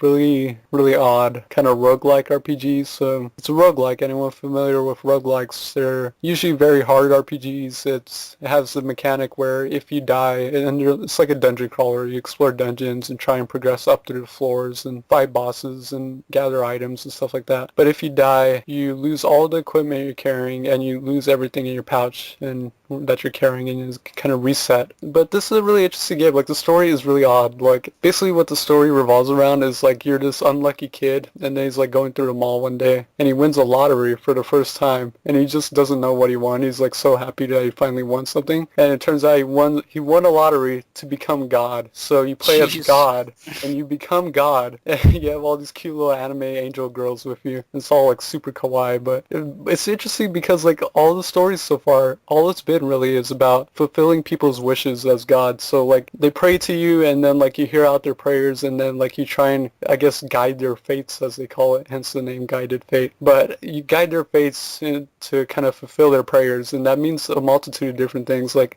just to give you an idea, like it's worth it to give you an idea. Like the first prayer you have to solve is Cinderella. It's a prayer from Cinderella, and she's so upset that she has to live this fantasy over and over and over again. You know, at the strike of midnight, you know, she's just gonna repeat this life over and over again. So she's kind of fed up, and she prays to God about that. But then you solve it, and things kind of play out a little bit differently. I know another one is like you have to help a zombie who's like afraid of people because he's really, really weak, and he's like this really pathetic zombie, but he's super afraid of people. Like you gotta help him like get his zombiness back and all that. And what's some other ones? It's like a king or like a princess, and you gotta help her kind of defend her kingdom, or you help some mermaids and stuff like that. It's really strange. The items are really, really silly. So like you pick up random items, you can have like, you know, a mushroom hat on you with like tank legs or Gundam legs and all that. It just doesn't make any sense. Like everything's really over the top and campy. You got different moves you can pull off. And like a roguelike, you just move around, and as you move around, the enemies move around too. So, but they don't move until you move. So, I don't know, it's really super enjoyable though. I really love the gameplay. It's got like typical NIS America. It's got like a lot of in-depth mechanics. You know, there's a lot more to it basically, but I don't want to talk about all the in-depth mechanics. But another game I've been playing is on the PS3 as well. And I don't know if you guys know, but there's a lot of like free-to-play games coming out on the consoles recently. And Bandai Namco is a big contributor of that. I think they started it with, what was it, like Tekken? They had a Tekken game which was free to play. And now they have a Soul Calibur game and an Ace Combat game which is free to play. But the one I've been playing a lot actually is the Soul Calibur one. It's called Soul Calibur Lost Swords, and it's free to download. But like a typical free to play game, it's got all the mechanics like a free to play, where it's like you have like an AP meter and you do quests, and like a certain quest takes up a certain amount of AP meter, and then once you're out of AP you can't do any more quests, but then you can like buy stuff to like refill your AP meter or like continue tickets. Like it's got typical free to play stuff. But I haven't paid a dime, and I'm really enjoying it. It's just about like, I like Soul Calibur honestly, just to be a flat out honest. So like I just love Soul Calibur as a series. I thought the second one was great. I love Soul Calibur 4. I was so obsessed with customizing characters in Soul Calibur 4 and making like characters and fighting with them and stuff like that. I enjoy the gameplay of it. And it's like you just do quests, and it's all about equipment in this game. So it's all about like getting, you know, the best equipment and kind of leveling it up and whatnot. And you get like random drops every time you beat enemies and stuff like that. And you play through a certain amount of stages in one shot. It's really enjoyable though. If you like Soul Calibur, it's fun. And it's free to play. It's got all the elements of a free to play, but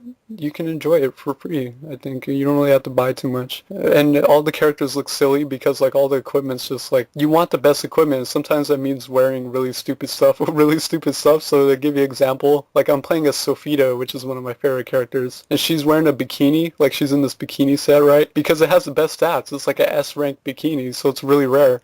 It's got like really good stats, but then she's wearing this like big ass samurai helmet on her head, so it just looks like really silly and stupid, but I absolutely love it. And you can have like allies and, you know, send ally requests, and you can use them to help you, because you can like sub in an ally to help you during battle. But that's fun. I would say it's worth checking out if you like Soul Calibur. Very enjoyable. And because like this was because after Evo, right, and I was kind of in a fighting game mood, so I played a little bit more of Persona 4 Arena. I went back to that, and I don't know, just practicing with my two favorite characters in there, which is Mitsuru and Elizabeth. And I always still feel pretty cheap using Elizabeth because she's just like so OP. It's ridiculous, but she's really weak, so that's her downfall. I don't know, I was just practicing some combos and all that. Really enjoyed Persona 4 Arena, and hopefully I can get Ultimax when that comes out, but we'll see. And the last game is a game I downloaded because of the Club Nintendo stuff, so they announced their Club Nintendo rewards, and you could choose a free game, which to be honest, I'm gonna be honest here, I think Club Nintendo's going all digital. That's what it seems like, because they offer nothing but digital games, and if you go onto Club Nintendo right now, there's like no physical items in stock whatsoever. And I think it's smart, because for them, that means one, they don't have to manufacture physical items, so they don't have to pay for that. They don't have to pay for shipping, they don't have to pay for the people to package the stuff, so they're cutting out all that stuff to probably save some money, and they're just probably going to focus on giving you free games with Club Nintendo, which is okay. I don't know. I miss the physical stuff because it's like, it's something special when you get something like physical from Club Nintendo. But I picked NES Remix as my free downloadable game because I really wanted this game, but I just didn't want to like buy it. So I picked that up, and basically basically, for anyone who doesn't know NES Remix, it's exclusive to the Wii U as a downloadable game. And it's like a party game, but with classic NES Nintendo games. And they have you doing certain challenges, you know, whether it's like Mario Brothers, you collect, you know, a mushroom or like a 1-up mushroom, and it's like all based on timing, so you can get like 3 stars. But then the really interesting parts are where it's like the remix stages, where it kind of changes the gameplay of these classic games to do different things.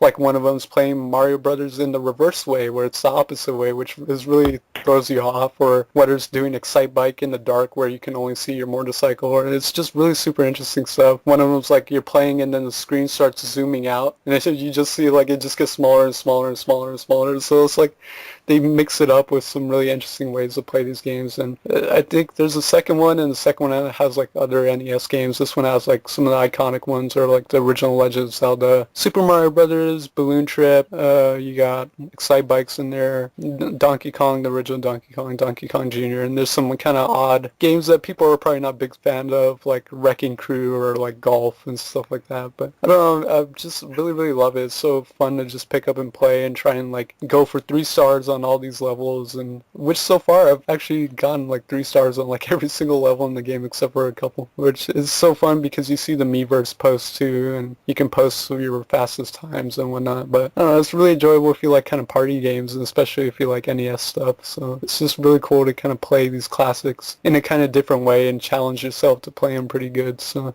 that's NES Remix for the Wii U, and that's all I've been playing. Well, I'll go next, I guess. I picked up the... Did I talk about Amazing Spider-Man 2 last week? Or last time? I don't think so. I think you mentioned that you bought it, but you hadn't played it. Okay. Well, I played this one, and I gotta say, I really enjoyed this one. Which is weird, because I've heard a lot of people say they ran into a lot of glitches, a lot of bugs in the game. I encountered none. So, plus for me, I guess.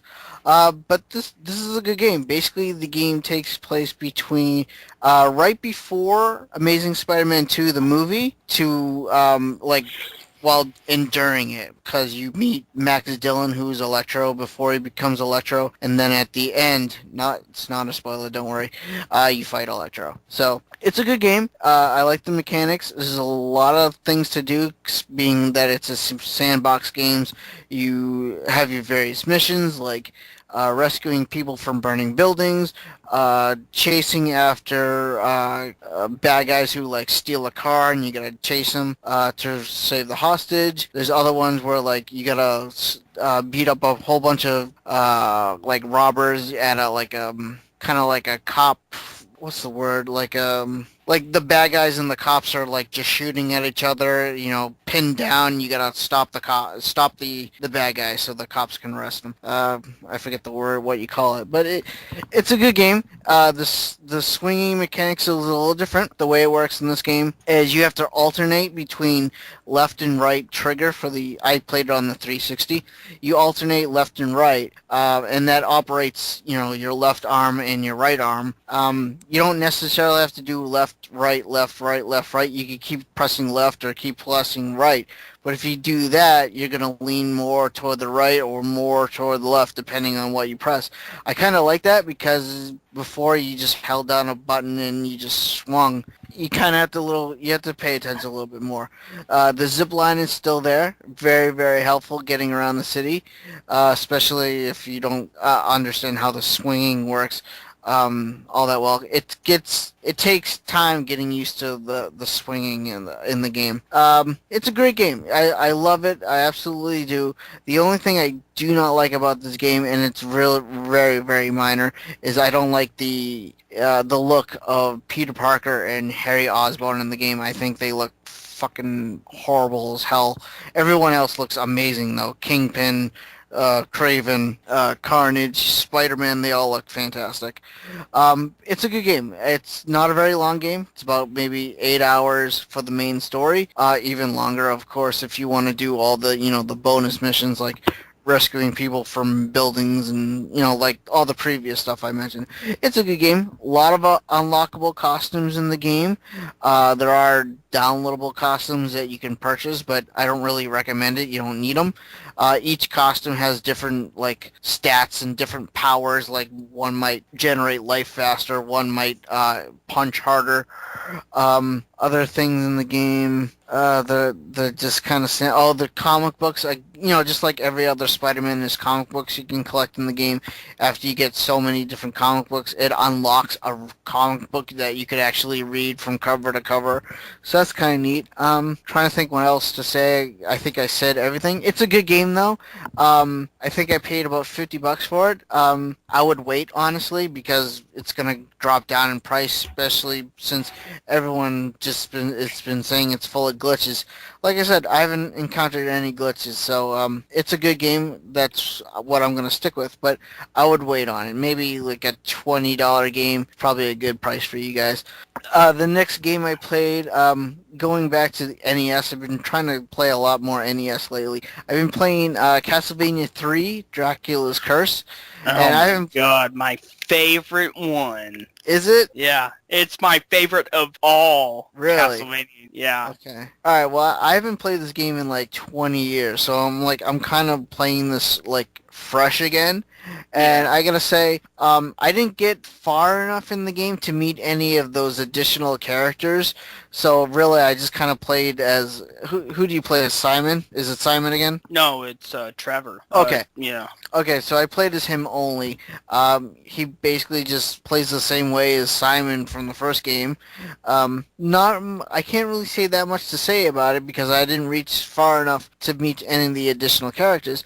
But I did get far enough where you choose alternate paths, which I thought was kind of cool. So, I remember taking the upper path a couple times, and it kind of has a lot of replayability, because, what happens if I take the lower path? Because I remember taking the upper path on one level, and I got to this weird clock area, and I kept dying. So I'm like, okay, well, what happened if I took the lower path? Would I have an easier level to play, or a much harder level? So I just been playing a lot of that, trying to go different routes and actually finding one of the additional characters. I haven't found any of them yet. I don't know if they're difficult to find or if I'm just not playing far enough. So, but I'm enjoying it. For me, it's just your traditional Castlevania game, and that's fine. That's exactly what I wanted to play. So, the last game I played, and I actually just started playing this today, I downloaded the beta for Destiny, and I gotta say, I'm really enjoying this game. I'm level 6 so far. It doesn't take you that long to get, probably 3-4 hours to get that level.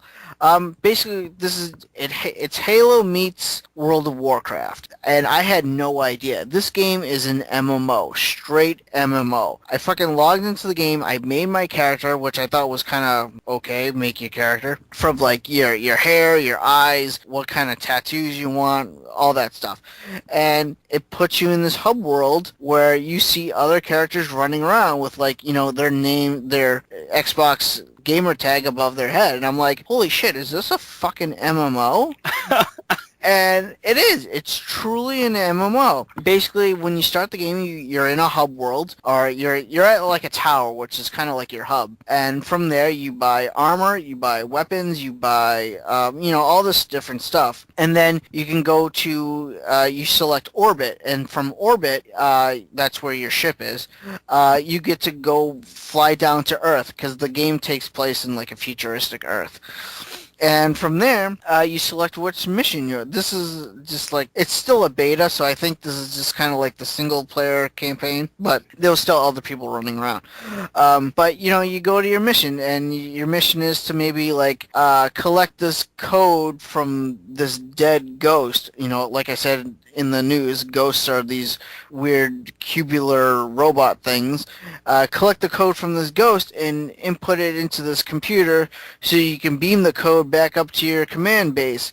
And I'm like, okay, this is cool. You got your first-person shooter, which is very, very Halo-like, which is great for me because I love Halo. And while you're playing the first-person shooter elements, you might see a gamer tag run across your screen. Well, you know what that is? That's a fucking guy who's also playing the game, not with you, but, just in that game world. And I'm like, holy shit. You can even go up to that guy. He might be fighting a horde of aliens, and he might be getting his ass kicked. You could sit there and watch him get his ass kicked, or you can jump in there and help him out. And I just think that's so cool. This is Halo meets World of Warcraft, and I can straight out see how addicting this is going to be for me, because I used to play World of Warcraft. I love Halo. I used to play games like City of Heroes. This is going to be super addicting for me. Now, when you create your character, there's classes.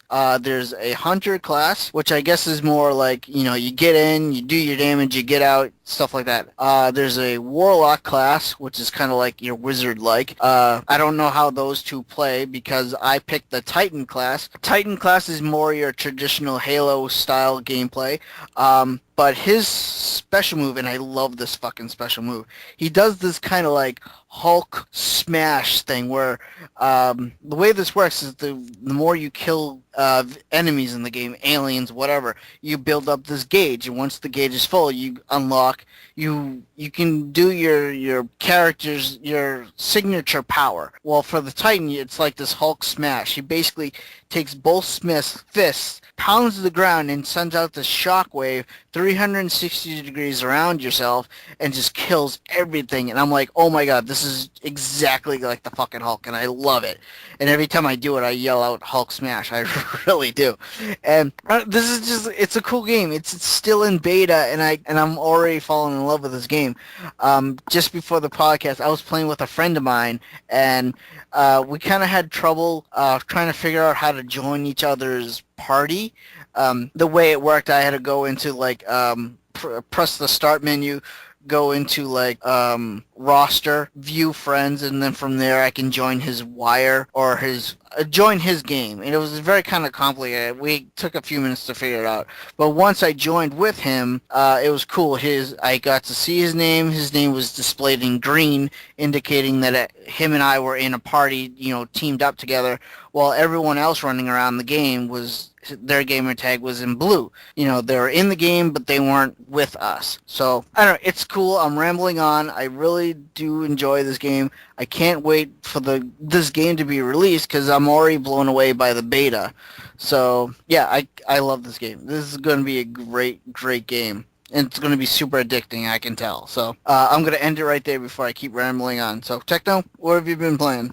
Well, before we get to that, did you ever play Borderlands? I played the first one, yes, and the whole thing I talked about, how the different powers for each class, very similar to Borderlands, very similar. I watched Mark of Classic Game Room's review on beta, and he said it's pretty much Halo meets Borderlands. Yeah, I would do the Halo meets World of Warcraft, but yeah, it's like that's accurate too. Yeah, totally. But to start off, I just bought a game just a minute ago called Freedom Planet. It is a game on PC and Steam, and it is it's pretty much a Sonic clone, but it looks freaking awesome. I've read reviews on it. I was reading on like, if you don't know, Steam, you can write your own little reviews on the games you played. And the first review, I think it was, said it has Saturn level of quality, meaning Sega Saturn. It has freaking Shovel Knight level of quality. So I'm all set. Like, I can't wait to play this game. So, and that's probably what I will do after I get finished recording the video, and then play the game. Play the game. But, talking about Shovel Knight, I did buy that as well. Nice. And I love it. It's good. It's great. There was parts of it that I was kind of getting pissed, but I got through it, and I haven't finished it. I've just like played a little bit of it. I've finished the first like level, and I'm on the second or something. But yeah, I say pick it up. What'd you get it on? I got it on Steam. Okay. I know it. I saw it on the 3DS. Did you buy it on 3DS? I did. How is it on 3DS? It's good. Can't complain really. It's just, plays like a Mega Man game. I can't play. I didn't play it with the 3D on. I Yeah. just don't. I don't use the 3D function on the 3DS, so I don't know how the 3D works in that game. But it's good. I like it. Nice. And, yeah, talking about Steam, I've been playing fuck tons of Steam. I've been playing, some Battle Block Theater, from the guys, Behemoth, the guys that made, one of my favorite beat-em-ups of all time, Castle Crashers. What Battle Block Theater is it's kind of like a puzzle platformer in a way. I don't know if you would say puzzle though, but there is some elements of puzzles in there. Like you gotta move some blocks and stuff, but you know, there you go. And yes, I did play some Castle Crashers. I played a little bit of Condemned Criminal Origins. Dude, I love that game. I played a little bit of some more of Diablo. Hotline Miami. I'm just like, you can't go wrong with that game. Game's awesome. I can't wait for the second one. What else? Oh, Payday 2. My God, I love this game. Payday 2. I think I said this last episode, but it's a bank robbing simulator, and yeah, being taught how to rob banks is always a good. And I played a bit of Phantasy Star Online. Oh yeah, it's all good. And I played a crap ton of Sonic Adventure 2 on Steam. Oh yeah, dude. Okay, I am addicted. I was addicted back in the day on the Dreamcast and the GameCube version of the whole Chow system. It's pretty much like Tamagotchi, and yeah. Like, in Sonic Adventure 2, they had this in the original adventure game, but you couldn't make a Dark Chow till Sonic Adventure 2, and then you had like 3 freaking gardens you could unlock. Oh my God, that's so good. Played a little bit of Sonic CD. Oh yeah. Okay. I finished. Or wait, before I go to that game, I finally got to play episode 4 of The Walking Dead season 2. Oh, man, these games from Telltale, they're like becoming some of my favorite games. And you would think a person like me who likes FPS, who likes platformers, wouldn't get into a point and click, but it's the story, it's the characters, that's what makes these games so freaking amazing. Should go back and play Jurassic Park. The game No, never, love them so much. no. They've really come a long way. I know about that game. I do not. Yeah, Telltale Games hasn't always made good games, but just recently when they did the first Walking Dead, they started to find a groove for themselves, and now they're a really great company also doing another great series, The Wolf Among Us. And that is the next game. Yeah. And I finished it, and it is a great story. I love it. Have you played it, Dan? I played like the first 2 episodes or something. Okay. I haven't played everything, but I really enjoyed it. I really love the style. The art style is incredible. Yeah, I do too. And the characters are just, like, the fact that it's just like fairy tales and like fantasy creatures all living in this kind of really adult setting. It's just so, it's incredibly interesting. It's worth checking out for sure. There's a point. I'm not trying to do any spoilers, but there's a point in The Wolf Among Us where you have to decide on who goes back to the farm. And making those decisions, it brought me to tears, man. But I did it. I got through it. But yeah, there you go. I'm proud of you, Techno. And one last game. Oh, well, 2 last games. Okay. I did buy, I don't know if I said this on the last episode, but I bought the Ultimate Doom Complete I think I did. I played a little bit of the Ultimate Doom. It's awesome. I mean, it's old school Doom. Have you ever done the Brutal Doom mod? Oh my god. The Brutal Doom mod. No. You don't know about Brutal Doom? No. Oh my god.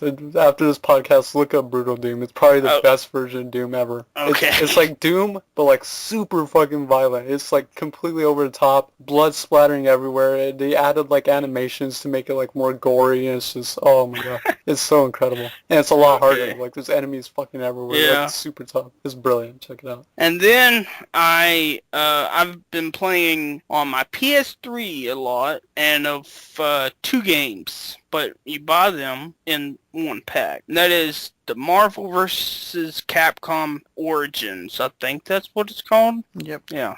Marvel Superheroes and Marvel vs. Capcom Clash of the Superheroes. Yeah. I love both those games. Yeah. And who I use in Marvel Superheroes, like many people, Psylocke. Oh yeah. And then Marvel vs. Capcom, I pretty much use whoever because they're all pretty good in that game. So, yeah, that is it for me. Right on. Hey, and that's it for us. Yep. Wraps it up. Episode 99. Our last double digits episode, guys. I'm kind of sad. Say goodbye. Bye, double digits. I'll miss you. Yep. R.I.P. Never forget. But just remember, in 2 weeks, we're going to do our 100th live episode. Yeah. Dan's going to play music beforehand, right? Yeah, so that'll be August 8th on a Friday, and that'll be at twitch.tv/press_start_podcast, and that'll start at our regular time, which we usually record, which is 6 Pacific Standard Time, 7 Mountain Time, 8 Central Time, 9 Eastern Time, but get there an hour before. I'll be jamming out to some of the music in my video game soundtracks that I have and playing some music. That way you guys can wait and listen to some good tunes. But yeah, and we'll be taking in listener calls or just people who just want to join in and talk for a little bit. So definitely be there. Yeah. And for any reason you forget any of that information, please, for the love of God, please email Techno. He takes care of all the questions. He likes doing that stuff for some reason. Just go ahead, do it. You know, I'm pretty sure he'll answer you back maybe in a friendly manner. I don't know. He's kind of angry all the time, but just... Yeah, there you go. just send him all the hentai. He'll respond if you include a hentai picture. More tentacles, the better. Yeah. So, but that's it, guys. That is episode 99. Yay. Yay. Never forget, double digits. We'll miss you. Long gone. Everyone say goodnight. Bye, guys. Good night. Have a good Later. great Later. time.